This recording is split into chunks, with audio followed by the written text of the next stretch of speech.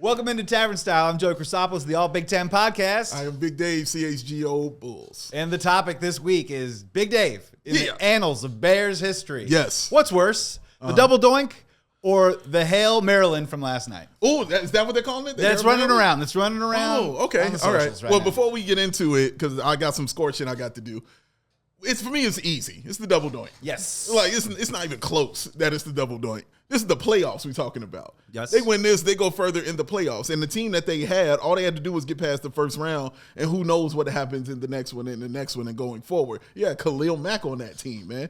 You know, he is that dude. You know what I mean? I remember everything about that Double Doink. I remember picking Matt Peck up off the ground. He was face down in a bar, and I had to pick him up. I remember the first doink. Ground. I remember the second doink. I remember all of it, dog. No, losing in the playoffs is much worse than losing like this in week 8.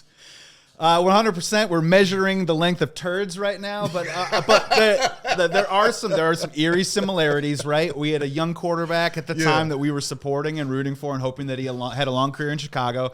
We had a really good defense. We played poorly offensively for at least 3 quarters, and then our quarterback in the fourth quarter put together a couple of drives and put us in a position to win a football game. But I'm 100% with you. The Double Doink forever singed across my heart is going to be way worse than what happened, because look, they got another game this week. They got a chance to turn the season around. Correct. It's the Double Doink by a mile. Not even close, man. It's the Double Doink. In the playoffs, you win or you go home. Yes. So this, you don't win or go home. You win and you go home and you play another week. So yeah, we'll do that. Blame Pie really quick.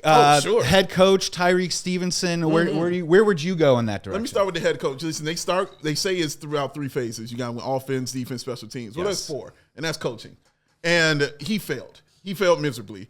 I mean, I can yell at Shane Waldron for running in Doug Kramer for some dumb reason in the fourth quarter when you really needed to score, when your team had struggled to even move the ball down the field. And then your offensive linemen are injured. Murray is injured. Tevin Jenkins is injured. So Kramer is actually playing offensive line. Well, let's remove you from that. Bring back an injured Tevin Jenkins, and then let's get him even more injured on that play. When you fumble the football and give it to somebody who's not paid to do that. That is what you do when it's fun. When you're like, let's do something cute and fun and quirky because it's fun, you do that with Kramer, and that's nice. Not when you need it right then and there. Your team has been pure ass the entire game on the offensive end. Second thing, the stuff I saw Flus doing. Listen, the moment he said that it was no big deal when they got those 15 yards before they threw the Hail Mary. I'm not concerned about that. It was the biggest deal possible. Because without that, you don't get the Hail Mary throw.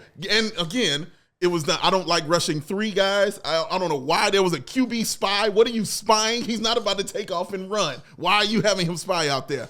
I hated that Caleb Williams had to be up on the sideline yelling with Flus like, dude, no, look at Tyreek. Get this dude, pull him up. What are we doing? I hated that my rookie is out there coaching already.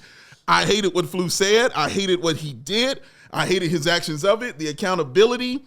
It just showed me that there's not a lot of it, and there's going to have to be some. Tariq Stevenson, my guy. Two plays in a row, you did this. 2 plays in a row, you're waving and talking to people. And then, let me go over here and save the game. No, let me go over here and help them win the game. Tip it up in the air. Touchdown for Washington. Horrid, but I completely blame the coaching on that. That is an actual culture thing. And your coach sets the tone for the culture. And he has a losing culture that he is set for that. It needs to change. I told you earlier when we did the show a couple weeks ago that I didn't want him as the coach. It's for these reasons. Is he a good head coach? This is the only good thing that comes out of this, is that now you have video proof, because it's not just me and you saying this stuff. It's national media telling you, oh, no, this is one of the worst coaching decisions I've ever seen in my life. I hope Ryan Poles is watching and listening. And there's players complaining about what Matt Eberflus did. I mean, Jalen Johnson's going on the radio and saying things.